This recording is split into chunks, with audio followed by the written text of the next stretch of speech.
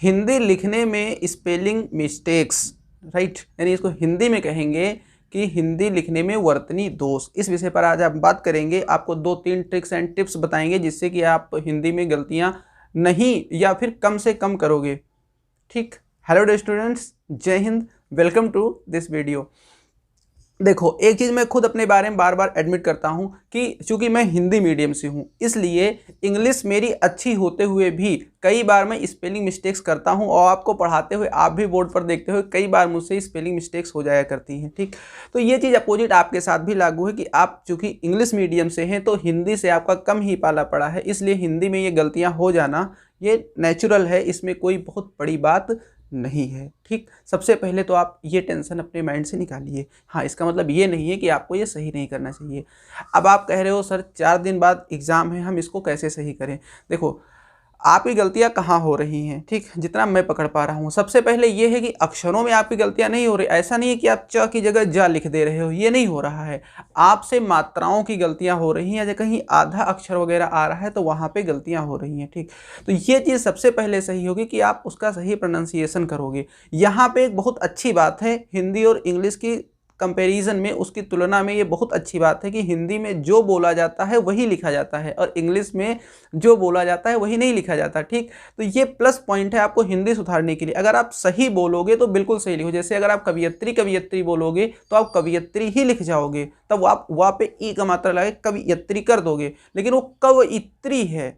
तो अगर आप इसको सही बोले तो आप सही लिखोगे। ठीक, तो सबसे पहले आपको सही बोलना है। कहाँ पे ई की मात्रा है, कहाँ पे ई की मात्रा है, तो उसको आप प्रोनाउंसिएशन में लेकर के आओ। कहाँ पे ऊ की मात्रा है, कहाँ पे ऊ की मात्रा है, इसका प्रोनाउंसिएशन में लेकर के आओ। ठीक, देखो, इसमें शर्माने जैसी चीज़ नहीं है कि अब हम क्या मात्रा सीखेंगे।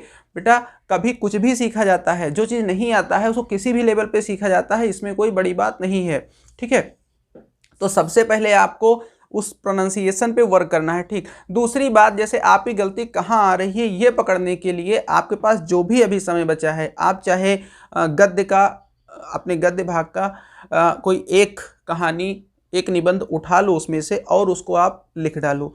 जब आप उसको लिखोगे, ठीक है, लिखने के बाद में आप खुद उसको चेक करोगे तो आपको ये पता चल जाएगा कि गलतियां आपकी हो कहाँ पे रही हैं। क्या जहाँ पे आधे अक्षर आ रहे हैं वहाँ पे गलतियां हो रही हैं, या मात्राओं पे गलतियां हो रही हैं। ठीक, तो कुछ विशेष तरीके के शब्दों पर ही गलतियां होती हैं, सब कहीं गलतियां नहीं होती। तो विशेष तरीके के शब्द आप चुन लो कि इन तरीके के शब्दों पे गलतियां होती हैं। और मैं फिर कह रहा हूँ कि वो गलतियां कहाँ हो रही होंगी, जहाँ पे कहीं आधा अक्षर आ रहे होंगे, या मात्राएं आ रही होंगी, और खासकर छोटी ई, बड़ी ई का मात्रा, छोटा ऊ और बड़ा ऊ का मात्रा। ठीक, इन सब जगहों पे, या जहाँ पे आधा अक्षर, ठीक है, आधा त्रा, आधा श्र, ये जैसे वर्ड हैं वहीं पे दिक्कत आ रही होंगी। तो ऐसे वर्ड आप वहाँ से उठा करके, ठीक, और उनको क्या करो, आप लिख लो। ठीक, उनको लिखो, उन पे फोकस करो, और फिर आपकी गलतियां होना अपने आप बंद हो जाएंगी।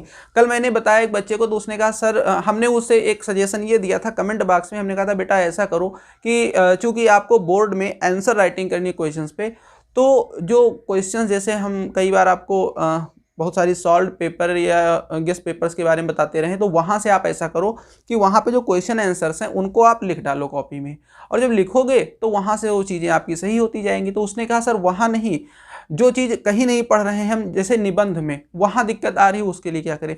बेटा, भाषा एक ही है, कंपोजिशन एक ही है, ठीक है, मतलब शब्द ज़्यादातर तो रिपीट ही होते रहते हैं ना, चाहे वो इधर हो या उधर हो। और मैंने कहा कि जो डिफ़िकल्टी लेवल है वो चाहे तुम्हारे पाठ्य पुस्तक का हो और चाहे तुम्हारे ग्रामर सेक्शन का हो, डिफ़िकल्टी लेवल एक ही जगह पर जाता है। ठीक है, समझ रहे हैं आप?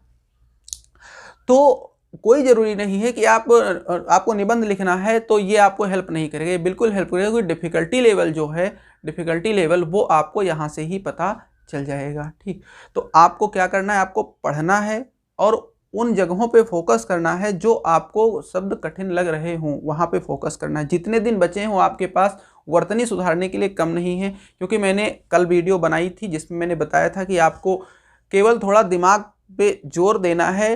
ठीक है, बहुत कुछ आपको हिंदी में पढ़ना नहीं है, क्योंकि हिंदी आपकी अपनी भाषा है, आप ज़्यादातर यही बोलते हो, तो बहुत सारी चीज़ें ऐसे ही कर ले जाओगे। कल वाली वीडियो आपने नहीं देखी है तो यहाँ आई बटन से वो वीडियो ज़रूर आप देखिए उसको। इसके अलावा प्लेलिस्ट है डिस्क्रिप्शन बॉक्स में, वहाँ से हिंदी की पूरी वीडियोज़ आप एक्सेस कर सकते हैं, आप उनको देखिए। ठीक, और बताए तरीके से अगर आप वर्तनी पे काम करेंगे, यानी स्पेलिंग्स पे काम करेंगे, तो पक्का आपकी स्पेलिंग जो है वो सुधर जाएगी। ठीक है, धन्यवाद।